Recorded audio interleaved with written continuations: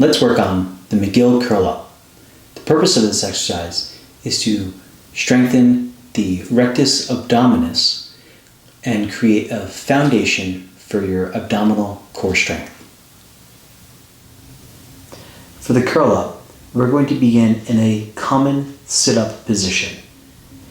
Our spine should be curved off of the mat in the lumbar region, and we'll be able to place our hands underneath our low back in that soft space between the iliac crest, the hip bone, and the small ribs, the floating ribs on the top side. And so right in that space between, our hands will be supporting the lumbar curve, keeping it nice and neutral. We're going to elongate and straighten one of our legs. I'm straightening my right.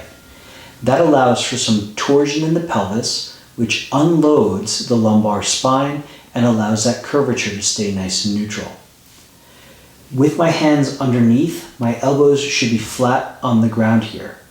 If it feels like it's too much pressure on your shoulder here, you can always bring your hand out to the side if you have a rotator cuff injury. So from this position here, we're going to begin our curl up series. With the beginner curl up, we're in that standardized curl up position. Our hands are supporting our lumbar spine, creating that nice curvature. Our focus here is to shorten the muscles between the rectus abdominis and the pubic symphysis.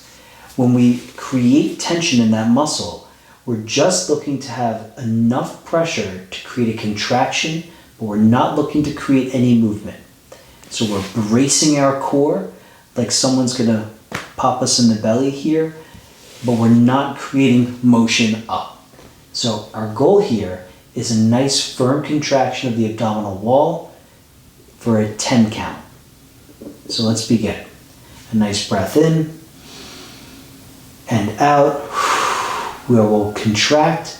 There's no movement here, but I'm firing my abdominal wall. I'm squeezing the space between the pubic symphysis and my bottom of my sternum, my breastbone. 8, 9, and 10, and down. And so our rep counts here are between 3 and 10 reps, but for the beginner, what we're going to be working on is just doing single isometrics of a 10 count. The intermediate curl up, level 1, is a lift of the head, neck, and shoulder off the mat together as a single unit.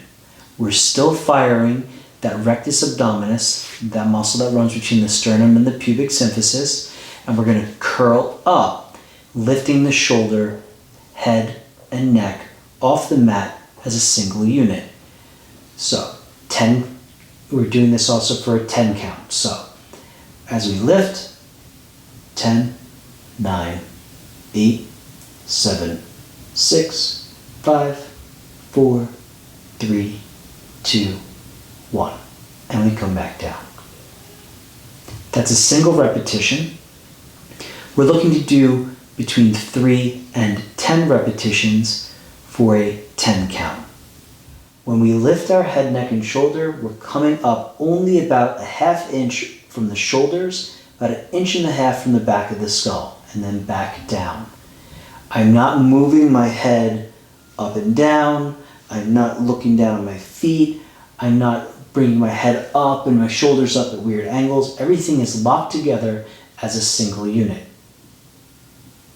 If I'm having trouble with finding spinal alignment here, I can press my tongue behind my front teeth and press it against the palate. So through that action of the tongue pressing up, you can find better spinal alignment. The intermediate curl up, level 2, has raised elbows. Now our elbows are just going to be coming up off the mat just the tiniest bit, so we don't use our elbows to pry our body up. So as we come into the neutral standard curl up position, we're just going to gently raise our elbows off the mat, and we continue with the level 1 curl up, the level 1 intermediate curl up, of course, and we're just going to lift everything as a single unit, firing that abdominal corset, and we have a 10 count here of 10, 9, 8, 7, 6, 5, 4, 3, 2, 1, and we're down. Excellent work. Let's work on the side lying bridge. The purpose of the side lying bridge is to develop the lateral core strength, working on the latissimus dorsi, quadratus lumborum, and the abdominal obliques. For the side lying bridge, we're going to be on our side with our knees underneath our hips in alignment with our shoulders. So there should be a single line going from the knees, hips to shoulders, head and neck, all in a neutral position. And so as we're in this neutral position here, we're going to take our top hand and brace our deltoid here, our shoulder. And so if you feel like you're collapsing in this position here, first our hips are collapsing, so we need to tilt down so our spine is nice and neutral. If we still feel our shoulder collapsing, we're going to grab and pull it down, keeping pressure into the shoulder so we have a nice brace here. We have a neutral spine and our body is in complete alignment here. And so if we're in this position here and you feel like there's too much pressure on your shoulder, we're going to make a modification for that. But if you feel comfortable here, our goal is to just lift the pelvis up, keeping spinal alignment, and we're working the side that's closest to the mat here. And so we're going to breathe for a 10 count, 9, 8, 7, 6, 5, 4, 3, 2, 1, and then back down. And that is our beginner side lying bridge. For the intermediate side lying bridge, our legs are straight with our top leg stacked over our bottom, but our foot is in front of the other. So we have a staggered stance. Our hand comes up and cups our shoulder, so we have some nice support here. Our pelvis is not slumped. We have a nice neutral spine, nice and firm. And as we come up, we raise our pelvis as we contract the side that's closest to the mat for a 10 count. 9, 8, 7, 6, 5, 4, 3, 2, 1, and down. The intermediate side lying bridge can have the pressure increased by removing our hand from our shoulder and placing it on our hip. So when we raise our pelvis towards the ceiling into that bridge motion, we have more weight distribution through our abdominal cavity. For the advanced side lying bridge, we're going to migrate from one side to the other. Our focus here is keeping a brace between the hips and the shoulders so that neither one moves in front or behind the other. As we work through this, you'll notice how my whole body rotates as a single unit. We're going to have our hand on our hip here in that advanced intermediate level. As we come up, we'll migrate as a single unit to our toes. We'll place our hand down into a traditional plank position, again rolling as a single unit together into the finished position of the intermediate level 2 side lying bridge. Let's work on the bird dog. The purpose of the bird dog is to work on the posterior portion of the core by working on the spinal erectors and the glutes. In the bird dog position, we begin on all fours.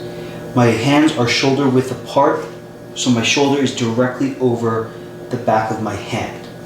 My knees are shoulder width apart, so my knees should be directly behind my hand, creating a nice box position.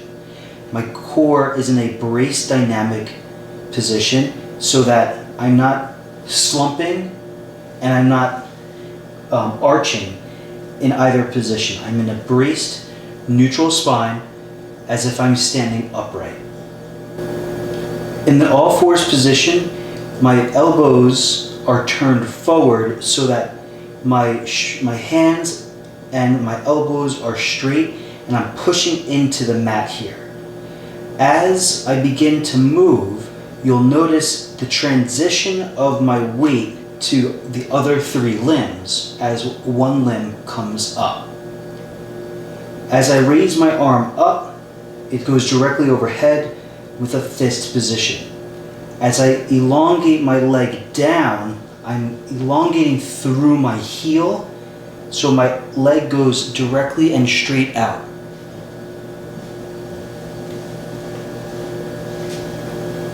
Replace your foot and arm into the same exact positions that you began in.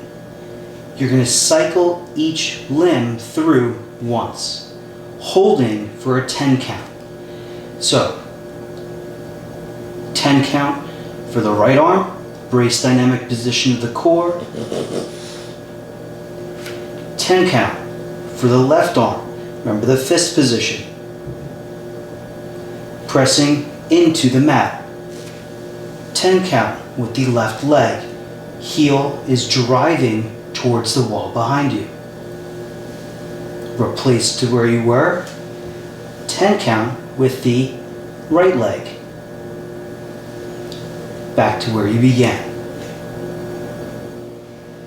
In the hands and knees position, we're going to be pressing into the floor with our hands and arms. We're making sure that our base is nice and stable with that shoulder width apart knees. And we're going to begin lifting into that true bird dog position by lifting our contralateral arm and leg. My heel is driving and I'm making a fist. Core stays neutral, my hips stay level, my shoulders stay level. I'm in that braced position between the shoulder and the pelvis. My shoulder girdle and my pelvic girdle work as one as we continue for a 10 count on each side.